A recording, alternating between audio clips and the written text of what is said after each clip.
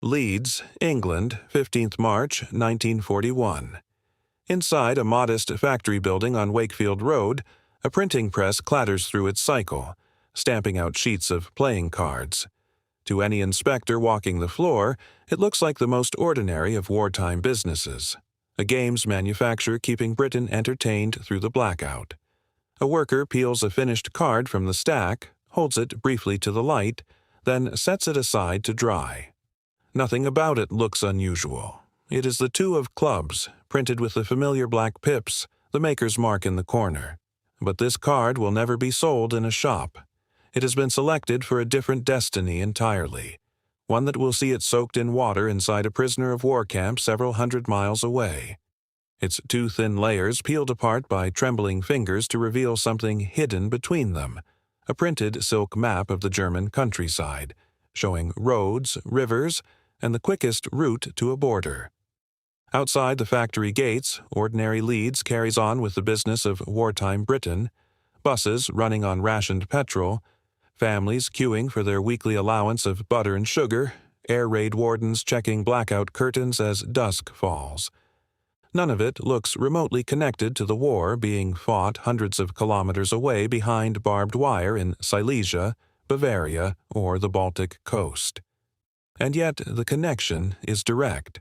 Running from this press to a prison hut where a man lies awake at night turning over an idea that most of his fellow inmates have already dismissed as fantasy.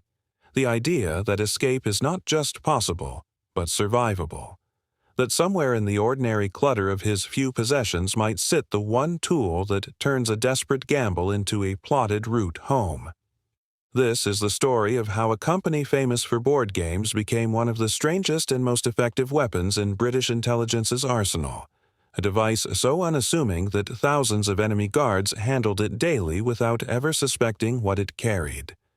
By the early years of the Second World War, tens of thousands of British and Commonwealth servicemen had been captured and interned in prisoner-of-war camps scattered across German-occupied Europe. For the men who ran Britain's escape and evasion program, the challenge was not simply persuading captured soldiers to attempt escape. It was equipping them to survive once they were outside the wire.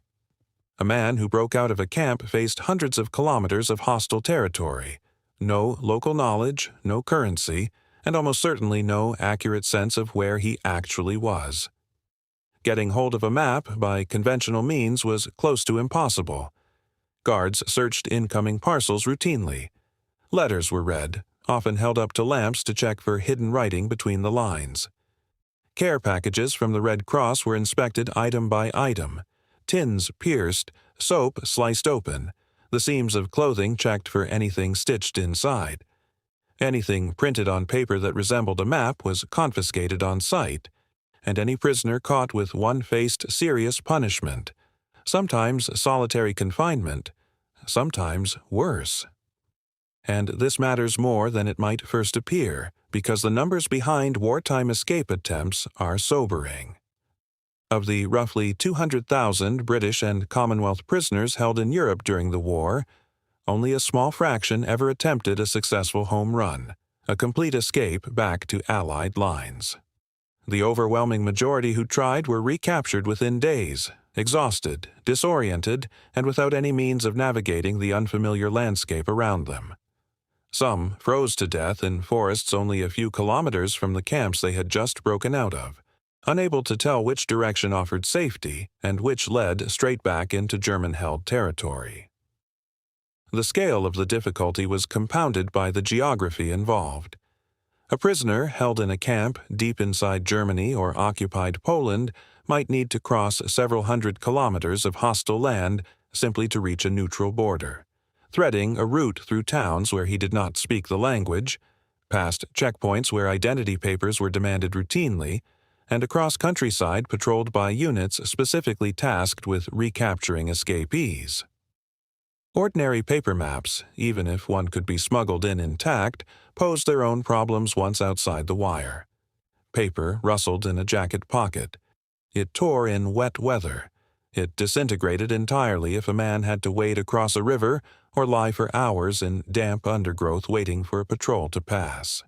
What was needed was not simply a way of getting a map past German search teams, difficult enough on its own, but a map robust enough to survive the very conditions an escaping man would actually be moving through.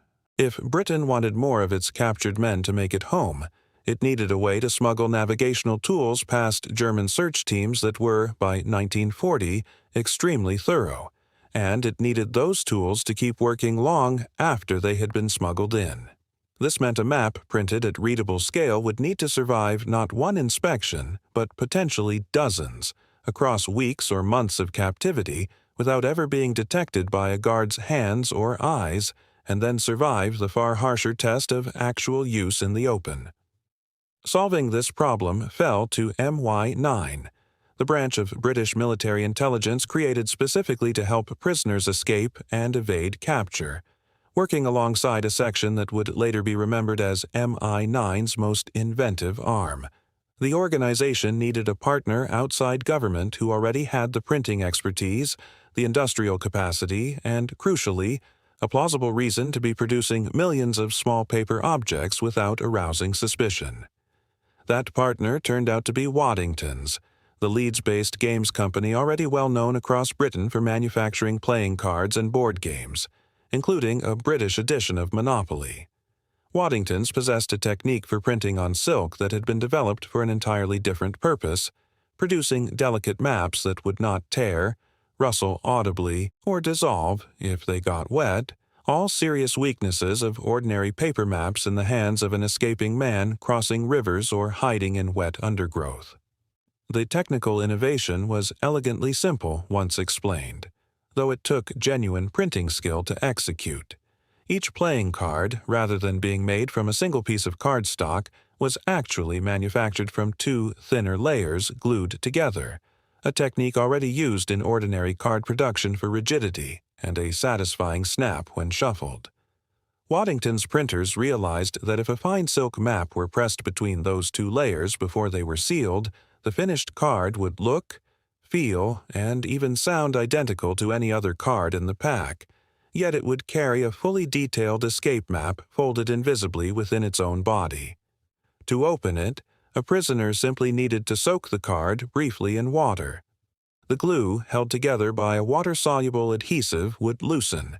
The two halves would separate, and the silk map could be peeled free, unfolded, and used, while the sodden playing card itself could be quietly discarded or burned. The maps themselves were printed at a scale detailed enough to show minor roads and border crossings, focused on regions of Germany, Italy, and occupied France most relevant to escape routes toward neutral territory or the coast, and each one weighed next to nothing, a critical consideration for a design that needed to pass as an everyday object rather than contraband.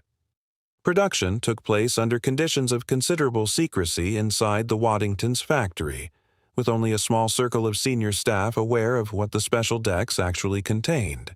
Ordinary workers on the printing floor were kept in the dark, producing what they believed were simply playing cards for civilian and military sale, a compartmentalization that mirrored the intelligence world's own obsession with limiting who knew what. Exact production figures remain difficult to pin down with certainty, since much of the paperwork around the scheme was destroyed or never formally recorded to protect the operation, but historians estimate that tens of thousands of these decks were produced across the war, distributed alongside other escape aids hidden inside seemingly innocent items such as board games, gramophone records, and toiletries, all part of the same wider MI9 supply chain. The finished decks were smuggled into camps disguised as gifts from fictitious charitable organizations, since the Red Cross itself refused to allow its name or parcels to be used for smuggling, unwilling to compromise its neutral status and the protections it afforded genuine humanitarian aid. Instead, invented societies with names designed to sound like innocent civilian welfare groups sent parcels containing the marked decks, distinguishable to those in the know by a small symbol printed in a corner of the box, invisible to anyone not told to look for it. The maps themselves were only one part of a wider concealment strategy running through these decks. In some versions, a tiny brass compass, no larger than a shirt button, was concealed inside a separate card. its needle floating in a droplet of fluid sealed beneath a thin disk of glass, invisible unless the card was deliberately dismantled. Others carried small denominations of foreign currency folded thin enough to slide between layers, or fragments of a printed code sheet allowing escapees to identify themselves to resistance contacts once they had crossed into occupied but friendlier territory. The genius of the overall system lay in its redundancy. A guard who somehow grew suspicious of the cards and began soaking a handful at random might discover a map in one card and nothing at all in the next, since only a small number of cards within any given deck, sometimes as few as one or two, actually carried a concealment. This made the scheme resistant to spot checks, since finding one blank card told a suspicious guard nothing about whether the rest of the deck was equally innocent. Waddington's printers also had to solve a subtler problem, ensuring that the finished cards remained indistinguishable by touch and weight from ordinary cards, since German camp guards, bored during long searches, sometimes idly flicked through decks or shuffled them while questioning prisoners, and any unusual thickness, stiffness, or sound would have given the game away in the most literal sense. Documented accounts of the maps in actual use are, by the nature of secret wartime operations, somewhat scarce, and what survives tends to come from post-war memoirs and MI9 records rather than contemporaneous documentation. Prisoners who did use the cards described the process as tense but almost absurdly domestic, soaking a playing card in a tin cup of water in the dead of night, peeling it apart under a blanket, and finding themselves holding a map of terrain they had never seen but might soon be crossing on foot. The psychological value may have mattered as much as the practical navigation the maps provided. Knowing that escape aids existed, hidden inside objects the Germans handled and even played with themselves during searches, gave prisoners a private sense of resistance, a secret advantage folded into an object their captors dismissed as trivial entertainment. Camp guards, according to surviving accounts, occasionally played cards with prisoners using decks from these same shipments, entirely unaware that the object in their own hands might have carried an escape route to freedom. Some camps developed informal systems for identifying which decks among those in circulation carried the hidden maps, passed quietly between trusted prisoners through the camp's own escape committees, groups of officers who coordinated breakout attempts, managed the distribution of smuggled tools, and decided who among the prisoners would be given priority for the most valuable items. A deck earmarked for use was often kept separate from decks used for ordinary recreational games, reducing the risk that a map card might accidentally end up shuffled into a match played openly in front of guards. Escape committees also had to weigh timing carefully, since soaking and dismantling a card destroyed it permanently, meaning a prisoner typically had only one opportunity to extract the map before an actual escape attempt, with no possibility of retrieving a replacement if the attempt failed and he was returned to the same camp. This turned each hidden map into something closer to a single, irreplaceable resource than a routine supply item, heightening both its value and the caution with which it was handled. If you are finding this interesting so far, a quick subscribe helps more than you know, and there's plenty more of this story still to come. Germany ran its own prisoner escape prevention programs, but nothing on the scale or with the same industrial creativity as Britain's playing card scheme. German intelligence services were largely focused on counter-espionage within occupied territory, rather than developing consumer object smuggling networks for their own captured personnel, partly because far fewer German prisoners were held by the Allies early in the war, and partly because the flow of information ran overwhelmingly in the other direction. The Americans, once they entered the war and began coordinating more closely with British intelligence, adopted several MI9 techniques directly, including silk maps concealed in other objects, though the playing card method itself remained a distinctly British innovation, exploiting Waddington's specific printing expertise. American escape kits tended to favor compasses disguised as buttons or fountain pens, and hollowed-out hairbrushes for smuggling tools, complementary rather than competing approaches within the same broader supply network. What made the British card scheme stand apart was its sheer ordinariness. A hidden compass still had to be recognized as a compass once found. A hidden map inside a playing card required a German guard to disassemble every single card in a deck, an act of destruction against innocuous property that no search protocol of the era demanded, and that would have taken an impractical amount of time across the volume of decks moving through camp postal systems. The scheme exploited not a gap in German security procedure so much as a gap in imagination, the assumption that objects of leisure could not simultaneously be objects of war.